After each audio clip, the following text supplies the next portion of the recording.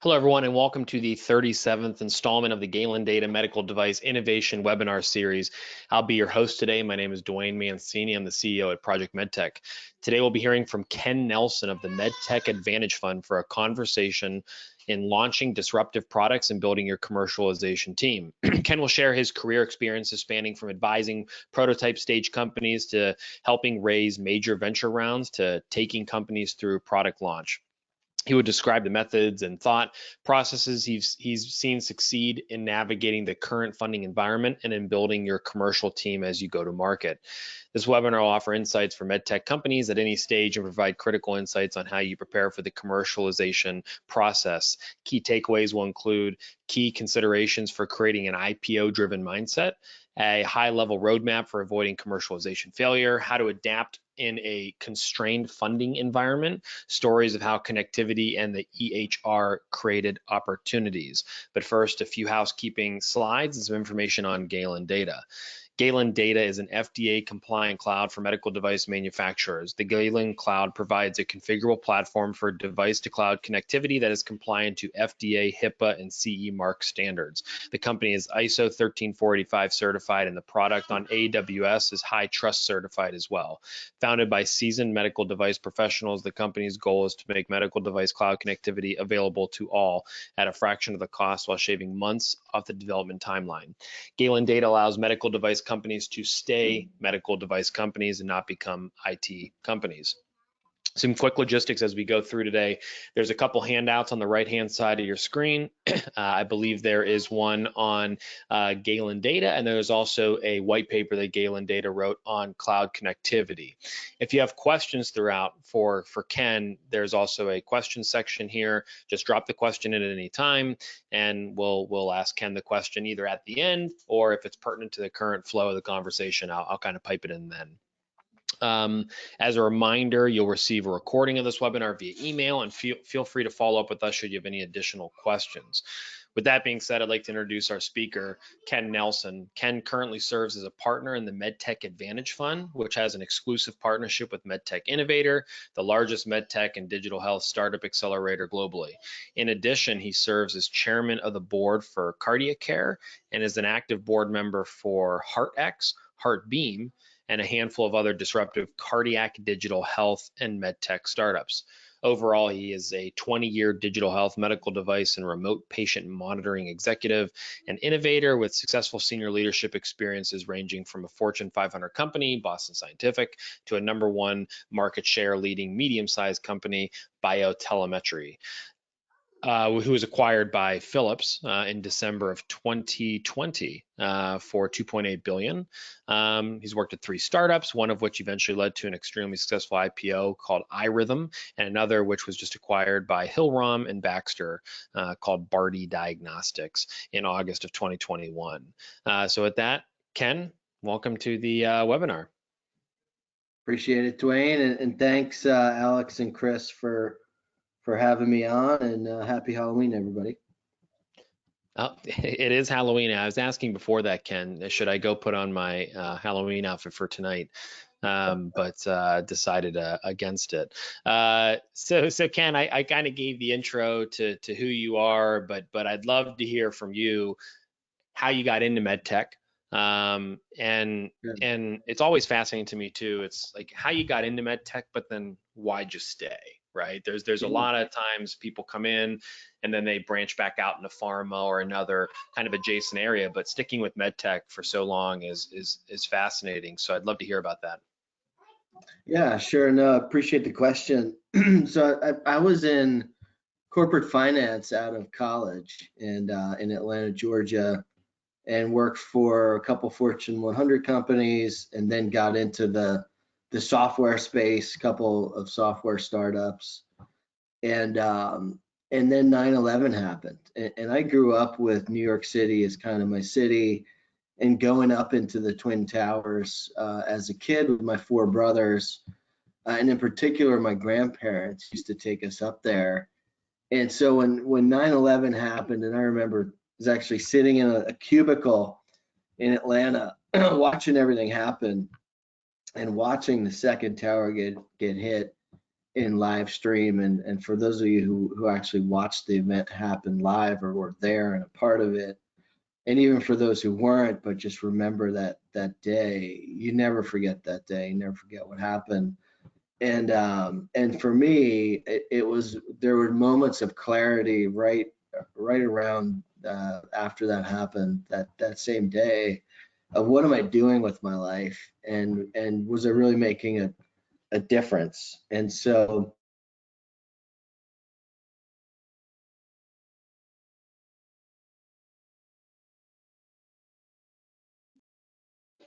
Oh, Ken, it looks like you might be frozen there.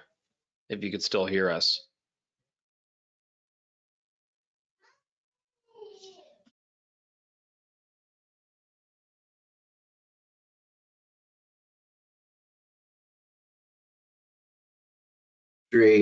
and be in those procedures and be a part of those procedures, which you could do as a sales rep in that space. And so I put a 5-year personal and professional plan together to get in to that space. Eventually convinced somebody at Guidant to let me in, and I got in on the corporate finance side with the plan of building relationships with sales leadership and getting someone to give me a shot.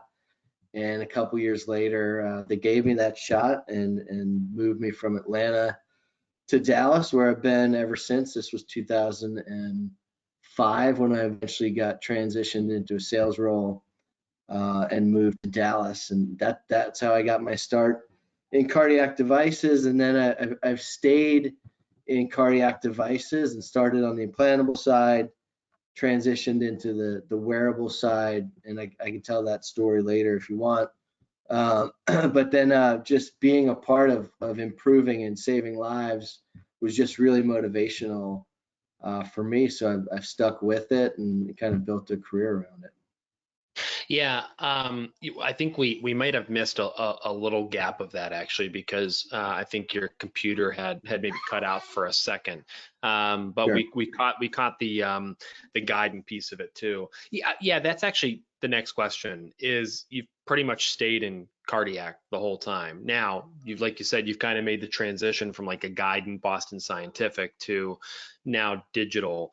Um, Tell me a little bit about that, because that's always interesting too. It makes sense in my head, because when it comes to the like history of a space, to really understand that, I think is really important, and to be able to pull from past experiences of how different things are solved. So I'm curious, what kept you in cardiac? Like the story of how you got into MedTech, that Yeah. there's always something, right? Yeah, so it's interesting. I had my divisional VP and area VP of sales. They were leaving. Boston Scientific had acquired Guidant, and we stayed there for a couple of years.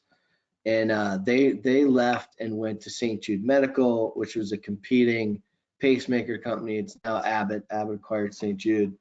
And when they went over, shortly after they went over, St. Jude was about to invest in a startup company called iRhythm, which had an innovative 14-day cardiac arrhythmia patch, and it was actually the first to market with that patch. And they were investing in iRhythm, and iRhythm needed somebody to commercialize that product and kind of lead sales and marketing. And so I remember seeing that patch for the first time and thinking, my gosh, that's going to completely disrupt this market and the standard of care in what was somewhat of a stale market, the Holter monitoring market. And coming from the implantable side of things, I thought, wow, patients are going to wear these monitors longer, and more patients are likely to wear them, so they're going to capture more arrhythmias, which leads to more ablations and more pacemakers and more defibrillators. And that's really exactly what happened. And so even though I had a lot of people say to me, I can't believe you're giving up your medical device career to go work for some cardiac monitoring company, it was probably the best decision I ever made, was to go do that. And that led to commercializing iRhythm, and then going on to commercialize the patches for for CardioNet, which became BioTelemetry, which eventually got acquired by Philips, which is the biggest player in the space now today, and iRhythm is the second biggest player in the space. And then later, after 5 years of commercializing BioTelemetry and having an unfortunate death in the family, my father-in-law, Mike Jennings, died of a unexpected, completely out of nowhere, at least from our standpoint, sudden cardiac arrest, and passed away. And I thought, I spent 10 years in implantable devices for cardiac treating arrhythmias, and then another roughly 10 years building what would become the two biggest players in the space. Yet I've got a family member who died out of nowhere because he wasn't diagnosed and didn't get that treatment. And I just thought, we still have so much work to do in bringing these technologies to market.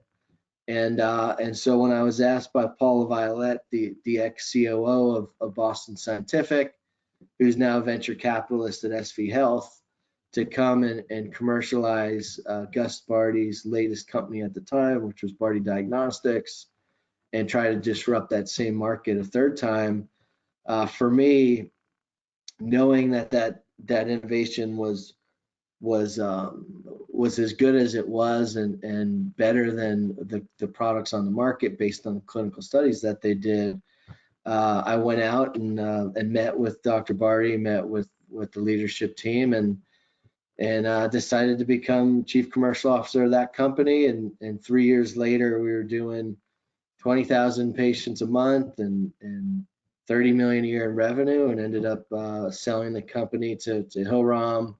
And then Baxter bought the combined company a couple weeks later. So it's been an interesting journey on the cardiac digital health remote patient monitoring front, having recruited the teams and built the cultures and infrastructures of what have become three of the four biggest players in cardiac digital health and remote patient monitoring. So that the teams that I was able to build and have as part of those companies did some incredible things. Yeah. So Ken, did you work with John Darcy or I Darcy? did. Yeah. Yeah. Yep. Yeah. Yep. Yeah. John, we talked to him from the university. He's at the University of Iowa now. He's chief innovation officer, and what he's doing there in terms of innovation in medtech coming out of the University of Iowa has been pretty phenomenal. But I talked to him. He was supposed to speak at one of our events and had a last minute cancellation, but a super good guy. I know he worked at iRhythm probably Yeah. with you. Yeah. He Yeah. was before me, so he was one Okay. of the Very early. cool. Yeah, yeah.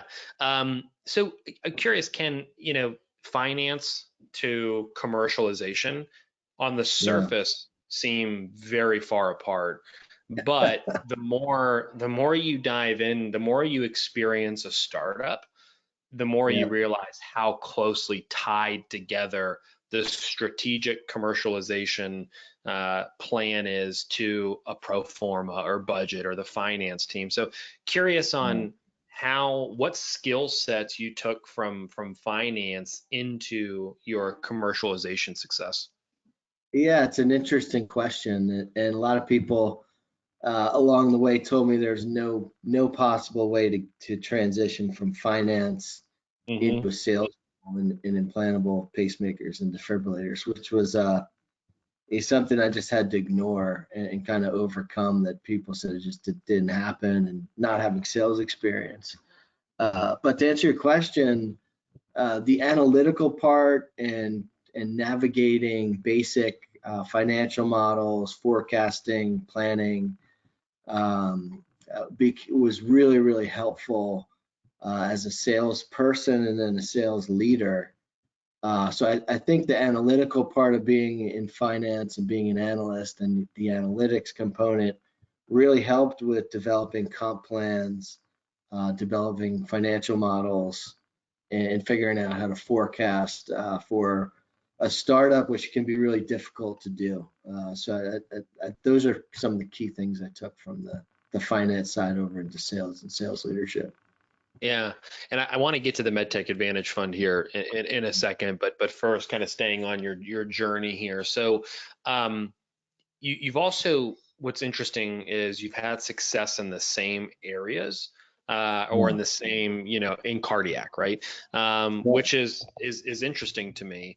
And it reminds me, so we've had Daniel Hawkins on the Project MedTech podcast, but then Giovanni Loricella, who also has had Daniel Hawkins on the MedTech Money series.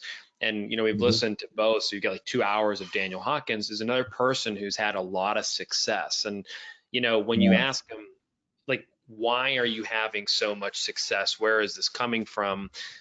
He pointed to understanding people's assumptions when you ask them questions. Yeah. Interesting. That's my daughter very passionately about this topic. So, anyways, that's what he kind of contributed to. But I'm curious Yeah. for you, like, what is that underlying thing you point to say, hey, this is why I think I've been successful in this space multiple times? Yeah, I think it's a combination of things. First, I had the good fortune to have great mentors at Guidant. Guidant was a phenomenal company, and you look at the cardiac device companies today, many of them are led by ex-Guidant people. So I had great mentors, people like Doug Knock, Roger Owens, and a lot of the other leadership in Atlanta and Texas that I learned from and kind of took that to the other companies that I went to and had a great leadership development program at Boston Scientific. But in addition to good mentors, it's maybe three fundamental things. It's one, being extremely passionate. I think that's a key ingredient.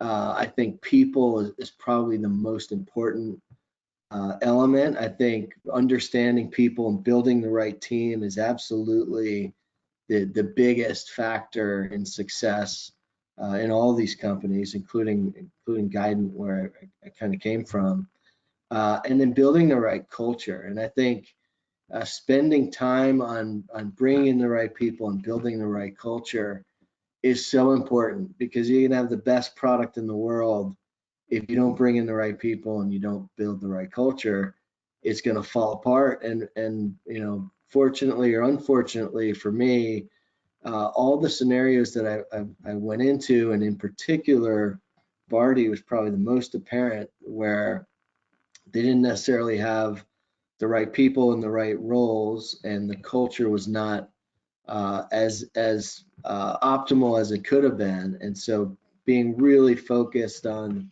people and culture, I think, is really what's made me successful, and having that right team around and the right leadership team to support everything is really what helped the successfulness of all three of those companies that I mentioned, those three cardiac monitoring companies. Yeah, so listening to you say that, I mean, this is just my perspective from it too, is you're also a very humble person, for saying all that. And I think, there's a lot too from a culture and team perspective that you can take from sports, right? I kind of frequently pull from that. I mean, I think that's a Vanderbilt pillow in your background there.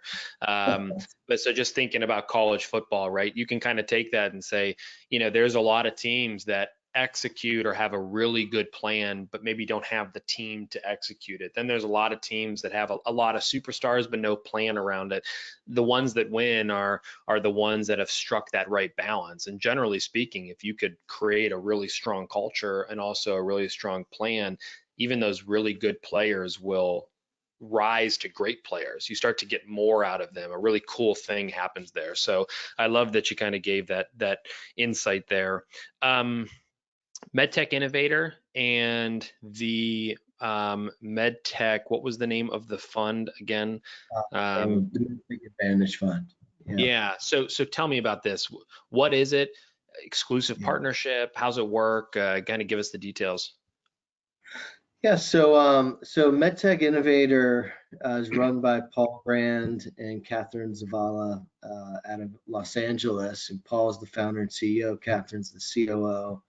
And it is the largest MedTech and digital health startup accelerator globally, at least according to PitchBook, above organizations like Y Combinator and some of the other names that may be more well known.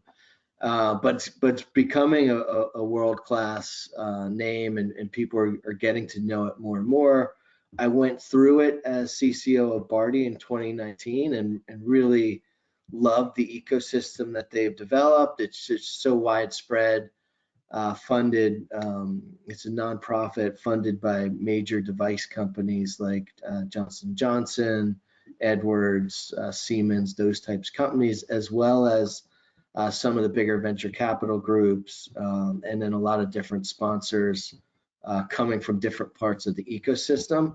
And I got so much out of it from learning different ways to scale the company. If you had questions on reimbursement or manufacturing or different parts of scaling a business, they had experts within the ecosystem that could help give you advice or lead you in the right direction. And so after going through it and having a successful exit with Barty, I've gotten to know Paul and Catherine and the rest of the group there pretty well. Eventually, they asked me to start to judge their global pitch events, and I always kind of thought this even going through it. But shortly after going through, went to Paul Grand and said, "Hey, you should have a venture fund that invests exclusively in MedTech Innovator alumni companies." And so that's the basic premise of the MedTech Advantage Fund, is to invest in alumni companies of MedTech Innovator. Realized I muted myself. Someone did ask the question too of what the accelerator was one more time. It's MedTech Innovator. Paul Grand is the CEO, and you can find them almost anywhere. It's www.medtechinnovator.org is the website. Perfect. Awesome. Ken, real quick, is that how you met for Barty? The acquisition was Hillrom and Baxter. Is that how you met them? Was through that program? Baxter was a sponsor, and that is not, I don't know, maybe that is how they initially learned about the company. It's kind of a great question to ask. Yeah. I never thought about that because they were a sponsor of MedTech Innovator. That may have been some of the initial awareness of the companies through MTI, and we never really talked about that in the diligence process, but you may be right. That may have been the first. Cool. Yeah. No. Yeah, I just know we have a couple clients who are going through the MedTech Innovator program, actually in this cohort. That's just kind of going through it, and that's been a lot of the value for us, is getting to interface with some of those strategics on what they're looking for, where they see the market going, just kind of keeping track of them. So very cool. How large is the fund? Are you the founder, managing partner? Yeah. Yeah, so there's four of us. It's Paul Grand, myself, Patrick O'Neill, who came out of Connecticut Innovations or Connecticut Ventures, and then Chris Neal coming out of Maxim Ventures. So it's the four of us who started the fund. And I don't know if, just because it's a venture fund, if I'm able to say exactly how much that we're raising, but it's in the couple hundred millions of dollars. Great. Awesome. And from a round size, are you looking at like Series A, Series B, earlier, later? Yeah, so great question. It can be any stage company as long as they've gone through and graduated from MedTech Innovator. Then they would qualify, and then there's a number of other stipulations. Has to be a certain amount of the round. We would only follow, we wouldn't lead. But as long as they've gone through MedTech Innovator and they've got a venture fund or well-known angel group that's accredited, or that's not somebody's uncle leading the round, then we would invest in that company. Yeah, very cool. So therapeutic area wise, you'll do anything as long as they were an innovator. Correct. And so for MedTech Innovator, its focus is on medical devices, digital health, and diagnostics. And then more recently, Catherine has started a biotools innovator. So it's not biotech, but think about biotech tools. And so there is a separate accelerator within MedTech Innovator for that. And the way that they separate out the rest of the companies that come through, it's roughly 2,000 startups a year apply to get in. We pick a couple hundred to pitch at different events around the world. And then we pick between 75 and 100 companies to go through 3 different accelerator programs. There's the accelerator group, which is generally seed stage companies, and then there's the showcase group, which is A and beyond that get picked, so Series A and beyond, and then the BioTools innovator. And then on top of that, there is a 4th group, and that's the Asia Pacific MedTech Innovator cohort for mostly companies coming out of the Asia Pacific region. Great. So circling back, Ken, to now that we kind of got through those through the fund, circling back to the commercialization, right? Because part of this is building your commercialization team. You talked about the importance of it. I think there's the do's are oftentimes more apparent, right? Like hire good people, right? Bring in the right team, that sort of thing. But what are the tough lessons you learned along the way of, hey, this is a mistake I made, and you should be aware of this if you're building your commercialization team now? Yeah, so there's a lot of learning points along the way. My first leadership role with Guidant as a regional sales manager in cardiac rhythm management. My entire team was older than I was, and I was their manager. So that was definitely an interesting time trying to get the team to rally around myself as a new leader who was younger than them and quite frankly had less experience than a lot of them in the industry. And so you've got to learn how to treat everybody not necessarily the same, but think about situational leadership. I was a big fan of that, and understanding that you're going to learn more from some of the people on your team than you're going to teach them. And I think I knew that going in, and then spending a lot of time on evaluating people. And one of the ways to do that is through personality profiling. And so I did Myers-Briggs at Guidant and Boston Scientific. Then we did DISC there several years later. And I actually did that at a couple different companies. And then more recently had done Enneagram at several different companies, and even got one of the companies to get the entire company to go through Enneagram so that different personality types could understand other very different personality types and how they work, how they operate, and that helped the rest of the leadership team. And I was more focused on the commercial groups of sales and marketing to better evaluate the candidates that they were recruiting. So I think that really helped in terms of thinking about who's going to be the best candidates to bring as you develop this profile of the ideal sales rep to bring in, and how close can you get to that ideal profile. So I think that's something kind of learned over time. And then the other piece is from a performance management standpoint.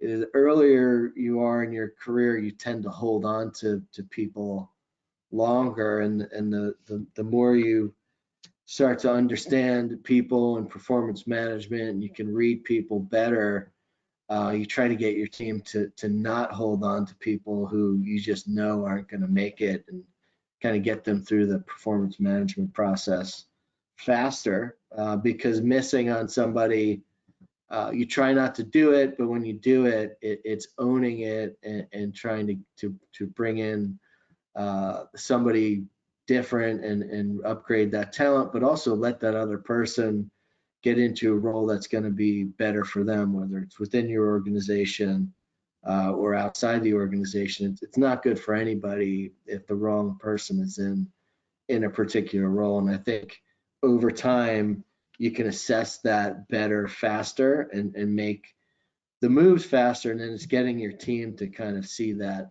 for themselves and start to make those decisions faster. Yeah, Ken, I think that's, for me, right? Even just at Project MedTech, right? I'm figuring some of these things out now. And I think the two things you hit on that I think people know, it's hard to do, which is, Yeah. not keeping people who aren't a good fit, because by just human nature, especially for, just a lot of people that maybe are in that role, it's like you care about the people, you want to see them grow and evolve, but sometimes you're just not going to get there. And then I think getting people in the right seats and the right roles is difficult, right? I mean, again, if you took a football team, obviously it's pretty easy to differentiate between an offensive lineman and a wide receiver. But a wide Mhm. receiver and a cornerback or a safety or a running back, it's really hard to figure out where that person needs to be within your organization to be successful. So I love what you brought up there, because it's things that are just really hard to do, and that you need to it's easy when those things are difficult. It's very easy not to commit brain calories to those areas, but you need to, as the leader of an organization, especially a commercial team that's trying to bring a product to market. The um, other thing I just wanted to mention is as you're yeah. building that culture in a startup, in any startup, there's so many ups and downs, and things can go sideways. That for me, I've always, with the groups that I've been a part of and the teams that I've built, I've always tried to create this family-like culture within those organizations. And the reason I do that is because you're going through so many ups and downs and sideways turns. And part of that is getting out in the field and spending time not only with your team, but with the customer. And for people who don't do that, I think it's a big miss, because your team really doesn't, if your team doesn't see that you give a damn, and that you're out there and hearing what they actually have to say, what they're going through day to day, what customers are saying, and the good, the bad, the ugly, and you're trying to figure that out from behind a desk in some office or in your house, over time, your team just starts to lose faith in you. So you just got to be out there shoulder to shoulder with these people. And I think that's been a part of it too, is that I've always done that and not been above doing any type of a sales meeting with whoever it was. And I've encouraged the leadership teams that I've built to do the same, and to act the same, and to be out same and be out there. So I think that's definitely a part of it as well. You just got to put the time and effort, and unfortunately, that's a lot of airplane flights, and a lot of Uber rides and rental cars, and hours in the field, in airports and taxis, et cetera. But you got to do it to build a successful startup. Yeah, yeah, no, I love that. Let's transition into funding environment and how to adapt to it. This is obviously kind of, you know, it is a constrained funding environment right now, and I think just kind of setting the scene, right? In 2020 and 2021 and maybe even to 2022, evaluation. Well, so it depends who you talk to. If you talk to a startup, evaluations were just right. If you talk to investors, they were a little high. Yeah. And now it's kind of swung back the other direction, where investors are saying, yeah, they're finally reasonable again, and startups think they're too low. Obviously, the truth lies somewhere in the middle. It's a pendulum, but Yeah. the current environment from the people we've talked to and what we see is, yeah, there's going to be some down rounds. There's going to be a lot of bridge rounds. And there's going to be a lot of kicking the valuation down the road, using a save for a note, that sort of thing. But I'm curious from your side as an investor, I mean, and an entrepreneur, is how do you adapt to this? What do you do? What are some different tactics you can deploy? Um, you know, there's still money to be deployed. It's just maybe not at the valuation you want, right? So, just curious on your thoughts on kind of what's going on, and yeah. Yeah, so great question. Very valid topic. The last couple months I've been flying literally all over the world, talking at different on panels at different conferences, some MedTech innovation related, others MedTech funding related. And I've either been on panels or listened to panels on this specific topic. And two resources that I recommend people take a look at. One is the Silicon Valley Bank report that they put out quarterly. John Norris used to do it, and now I think it's Ben Johnson and his team at Silicon Valley Bank that put out this quarterly health tech and med tech funding report, because you have some great data in there. And then I think now John Norris, who's transitioned over to HSBC, I think they're doing their own report too. So those two are great resources.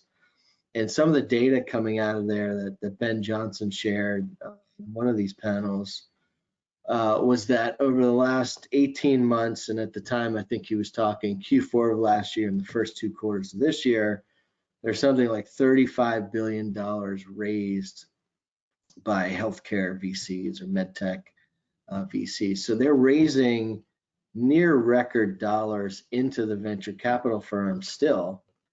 The challenge is that those dollars are not being deployed into the startups at the same rate. And so when you ask the venture capital groups and some of the corporate venture guys, because the valuations are getting, in their minds, right-sized, and like you said, somewhere in the middle of are they right or are they not?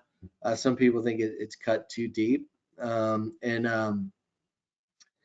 I think they're sitting on dollars right now and just taking longer to make decisions and deploy that capital.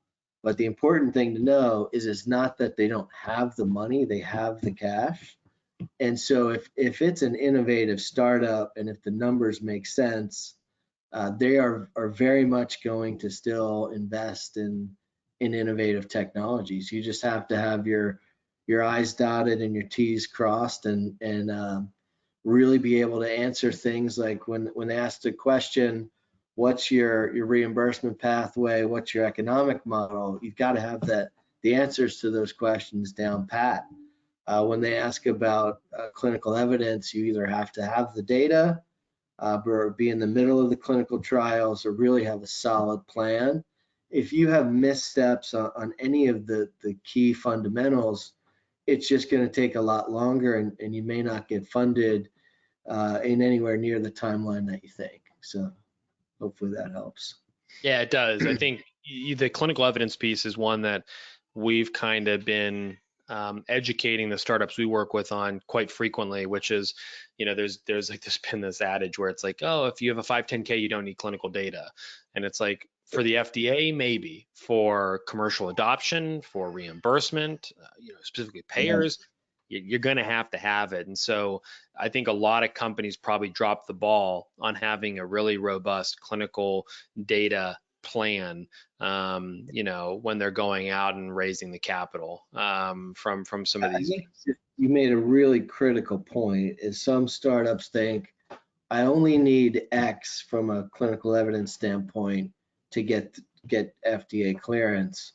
That's great, but that does not translate to CMS and reimbursement rates, and then even more so with commercial payers who may require multiple studies and more patients than you needed for the FDA to get paid and to develop or to establish reimbursement rates if you don't have a code. And if you don't have a code and you're going after a new code, then man, you need to do even more studies and have more clinical evidence. So they're not necessarily tied, FDA and CMS. So I think that was a great point that you brought up. Yeah. So we did the fundraising, we did the commercialization team.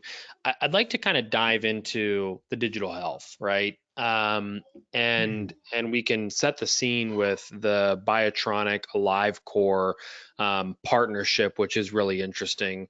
And where I want to go with this is, the more and more we collect more and more information, it's like, what do we do with all this data, right? And so, I kind of want to get your perspective on that. But when we were talking about this before, about the Biotronic AliveCore, I think it's Pacemate partnership. That's interesting. So we've had Dr. Dave Albert on the podcast. Met him a few times and I about talked to Dave yesterday, did you? coincidentally. Yeah. And for those listening in who don't know who Dave Albert is, he's the founder of AliveCore, chief medical officer, I think, currently. But you gotta talk to him. He's a fantastic innovator. I think he's a cardiologist by training or something like that. But super cool product. And anyways, I'm just curious on that partnership. Yeah, We should probably expect more of those, I'd assume, in the future. And then I guess the big question, Ken, is like, great, we're collecting mounds and mounds of data, but yeah, we got to utilize it. yeah. Yeah, so appreciate asking that question. So we when I was at Biotronic running and building their digital health diagnostics and monitoring divisions, and did that for a couple of years, one of the things I quickly came to realize, and really realized this even before Biotronic, but that clinics were getting overwhelmed with data, in particular cardiology clinics, because for whatever reason in cardiology, we were way ahead of the curve in terms of remote patient monitoring well before COVID, whether they were implantable devices like pacemakers and defibrillators or external wearables like cardiac monitoring patches. And so one of the things that I started to see over time, just from talking to different physicians, is that they had all this data coming from all these different implantable and wearable devices, and it was all over the place. They had to log into separate websites for each one of these companies, and then the data wasn't tied into the electronic health record. And so one of the things that we started to think about over time, and this was definitely before Biotronic, but at Biotronic started to formulate, how do we piece it all together? And so we started to think about, how do you get all of this data from all these different implantable and wearable devices, some clinical grade and some that was more consumer grade, but pretty widespread, widely used and widely out there, like an Apple Watch. What do you do with all that data? And we thought, if you could bring all that data from all these different devices onto one common platform, and then have that common platform integrated into the clinic or the hospital's electronic health record bidirectionally, so data going back and forth, it would really improve the efficiency and the workflow of the clinic. So that was kind of step one. And then step two was going to be, of all the data that's coming in, it's got to be processed first and kind of reviewed first at some level, and then only actionable data gets sent out to the clinic.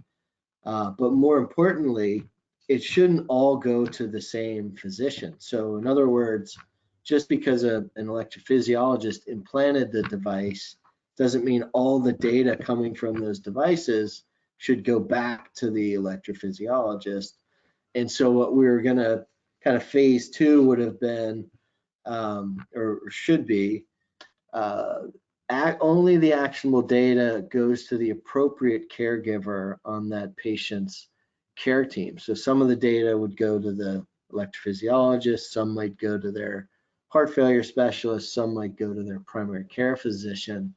And then you start to have a much more efficient healthcare ecosystem across the entire patient care continuum. And I think that's what companies like Galen Data are starting to offer with their platforms, and companies like Pacemate are offering with their platforms, is to integrate with these devices, provide a common platform, and just make things way more efficient for the practice. Yeah, that's great. We did have a question come in from the audience. I'm going to hold it real quick here, because what you're kind of getting to there is the importance of EHR, electronic health records, integration for digital health and MedTech. I guess, moving forward, how big of a hang up is EHR integration going to be, and understanding the dynamics here of, it's like it's a big complex system, right? The US healthcare system.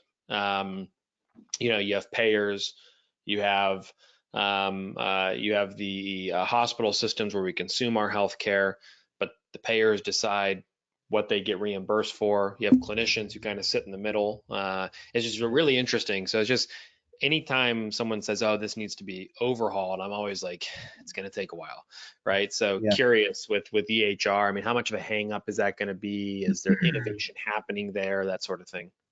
Yeah, I think instead of a practice having to integrate with Medtronic and then Boston Scientific and Barty and iRhythm, they'd rather integrate with one entity who's already integrated with all of those players. I think historically, they're doing all these individual integrations and it takes forever. It really ties up their IT teams, and it has historically been somewhat of a broken system. But now that you have these organizations that are already, and there's a bunch of companies out there now doing it, that have all of the implantable device data coming from Medtronic, Boston Scientific, Biotronic, and Abbott flowing into their platforms, and now looking at that saying, hey, we should probably start to add in the bigger players in the external cardiac monitoring. And I took it a step forward and said, let's have a live core data flow in as well. I think that is going to eventually become more of the standard. And one of the reasons I wanted to do this partnership a couple years ago, and we kind of launched it at HRX, which was Heart Rhythm Society's Digital Health Summit a couple years ago, is I wanted that to be a catalyst for the rest of the industry to say, hey, we need to be following in their footsteps and all doing this at all those companies like Pacemate, to be following what Pacemate kind of had started doing, which was integrating in wearables and live core in addition to the implantable devices. So I think EHR integration is critical. I think one way or unidirectional is not enough. It's got to be bidirectional to really get the true value out of those integrations. And if they're not, for those startups that aren't factoring in EHR integration as they're building their companies and scaling, they're going to be way behind and playing catch up. And if you work with players like Redox, it's not a great long-term solution just because they're really expensive. And you've got to start to figure this out on your own. And how do you do it on your own or with a strategic partner that's not going to just really kill you on pricing? Yeah. Yep. So a couple questions that came in. One is, what are your thoughts on scaling up using non-dilutive funding to ramp up? For example, NIH or NSF grants. What are the issues, speed, expertise, other things? Yeah, so absolutely, startups should be tapping into non-dilutive funding because number one, it's non-dilutive. I think that so they don't take any equity in return. I think part of the challenge there, sometimes the paperwork can be extensive, but honestly, spending time on the paperwork to get funding that's not going to take any ownership of the company, I think is well worth the time. And some people I know will just outsource that function. There's also groups that can help you, and that's one of the reasons to try to get into an accelerator like MedTech Innovator, who have lots of resources and lots of connections within the non-dilutive funding source ecosystem.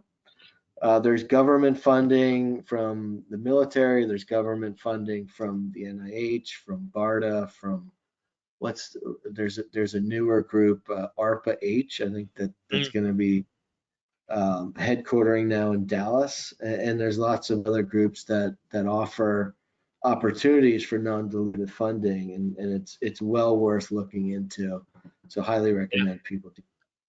Yeah, and there's a lot in people's own states of wherever they're headquartered as well. And also, we tell all our startups is if another state is offering you some non-dilutive capital, you should consider taking it, especially in this kind of virtual world where maybe it doesn't matter so much.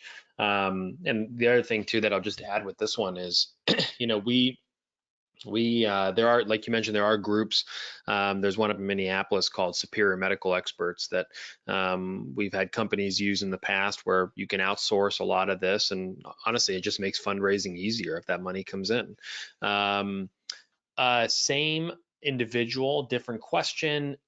For a new device, Ken, would you recommend using companies like Biotronic as a market channel? That is, not market directly to the hospitals or providers, but rather provide them the information to the data integrators so they can market it to help their product offering. Yeah, I mean, it just depends on what the product is and who your core customer is, and then based on those two things, there's different channel partners that can help you commercialize the product or raise awareness and drive adoption of the product. And it might be a major medical device company, or it might be one of the monitoring type companies, just depending on what disease state that your product fits into. For me, on the cardiac front, there's a lot of great potential partners that have great sales and marketing teams, if you can get them to collaborate with you and get passionate about the product you developed and it fits within their portfolio and what they're trying to do. They can be very helpful. Just as an example, St. Jude Medical, which is now Abbott, back in the day, was very helpful with driving awareness and adoption of iRhythm's product early on. So that was a really successful partnership. As at the same time, there was a primary care partner that was not nearly as successful as the St. Jude partnership. I won't name the company, but they were not nearly as successful. It was more of a distraction and a time suck.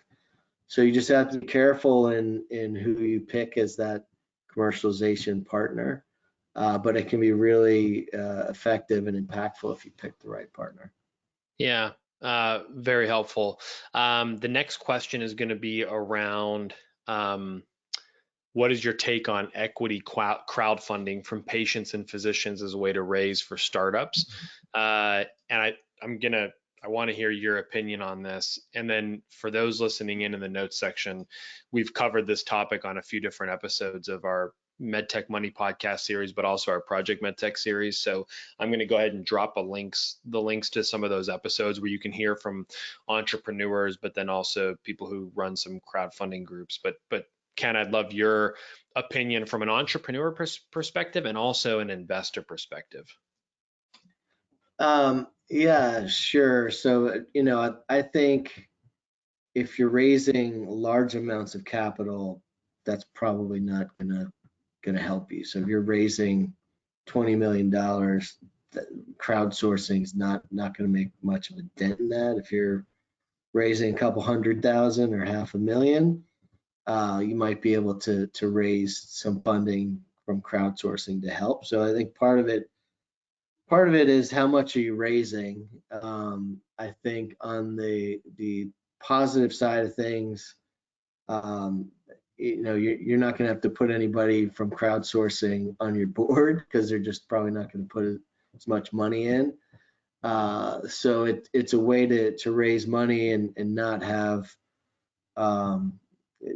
too many people asking too many questions. Although I say that, and you may be opening yourself up for a lot of questions from a lot of minority investors. So there's something to be said about having a minimum in terms of what you allow people to invest. But if you're really struggling and having problems getting venture capital, I think it's another source to consider. But I don't think it would be my first choice in terms of raising money. But I'd love to hear your perspective, Dwayne. Do you see it differently? Do you know companies that have had success doing it? Because I just don't know anyone who's done it and done it successfully. Yeah, we know of a few who have, like I said, have been on the series. Ted Bird from Dimacron, and then Okay. Kelly Roman from Fisher Wallace Labs. They both spoke about it. So it's on our podcast channel. I dropped that in the chat for everybody who wants to listen to it. I also talked to a guy named Alex Fair from MedStarter, but he's running a group that does the crowdfunding for you. So obviously there's going to be some biasy there. For us, and based on what we've heard from others, is in principle it makes sense from an entrepreneur's perspective. Hmm. We've yet to come across, we've thought we found some platforms that can help you with it. But when we've talked to other entrepreneurs, they've had some pretty poor experiences with those very platforms. So we've had a hard time for us recommending, hey, for crowdfunding, use this group, because a lot of the feedback we've gotten has been negative from it. Also, from like an investor side, we haven't talked to a lot of investors who have been excited about companies in their portfolio crowdfunding. The biggest one we hear is cap table management. But then to your point about the minimum check size as well. So yeah, I can't say I share a very positive light of it, but that's mostly because we just really haven't spent a lot of time maybe exploring it as well. I'm not sure. But anyways, I would agree with you on a lot of that. Um, Two more questions, and then we'll kind of wrap it up here. Our next 2 years goal is to make our startup respiratory ventilator product worthy and initially provide IoT output.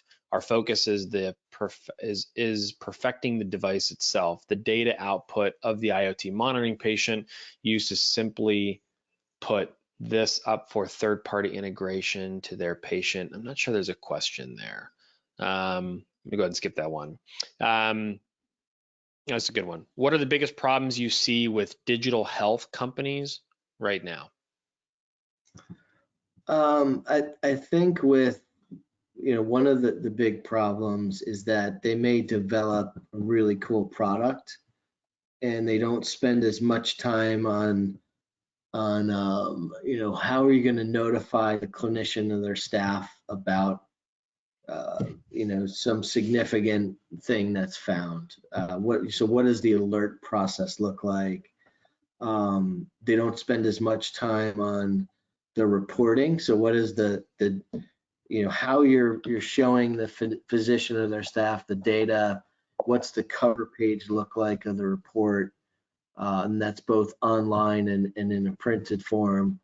And I think that's a big miss. When you think about patch technology, the patch product is really the product for the patient because they're the ones that are wearing it. So it's got to be patient friendly. It has to be easy to use.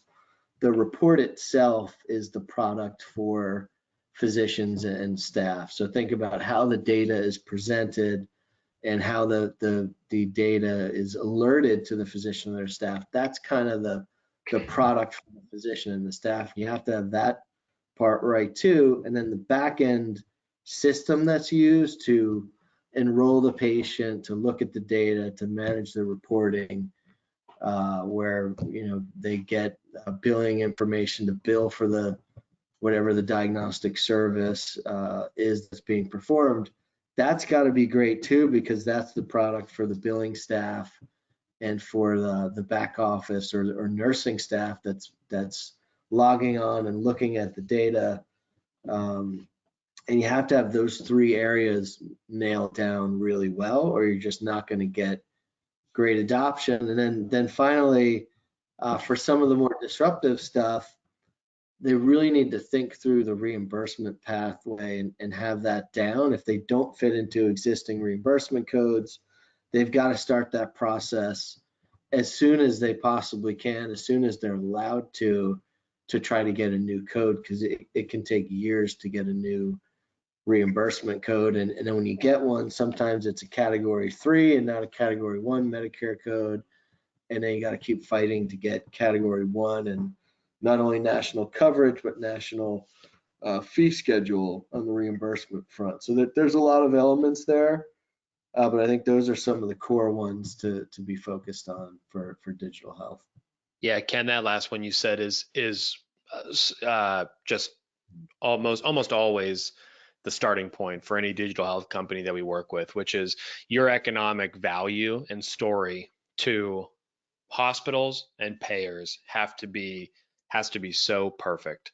Yeah. You really have to think that out because you are either, it's preventative, and so you're going to have to, and this goes back to that clinical data purpose perspective, right? You have to show to that hospital CFO that using your new software is going to reduce spend or help increase profits or revenue at that hospital, and it has to be very easy for them to understand. And from the payer side, right, again, you have to convince them that this is going to help them hold on to more of that cash, and prevent their patients or their payers from going into the hospital. I think a lot of people miss on this.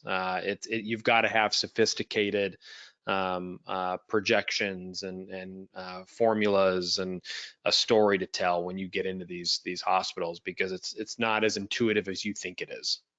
And you even need it before then to get investors to buy into what you're doing and to fund the company. And that's often an obstacle that if you don't overcome it, you don't get funded. And you may not know that's why the VC group passed, but it's often the startup didn't have a great, clear story around reimbursement and their economic pathway. So I highly recommend, as a startup, if you don't have that expertise internally, and most don't, to partner with a consulting group or a group that offers that kind of expertise to help with that story. Yeah, Ken, we're 2 minutes over. One really good question just came in. Do you have another minute? Sure. Yeah, no problem.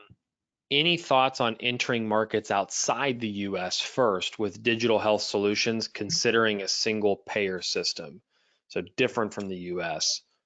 Yeah, so it's all going to be dependent on how they would pay for your product.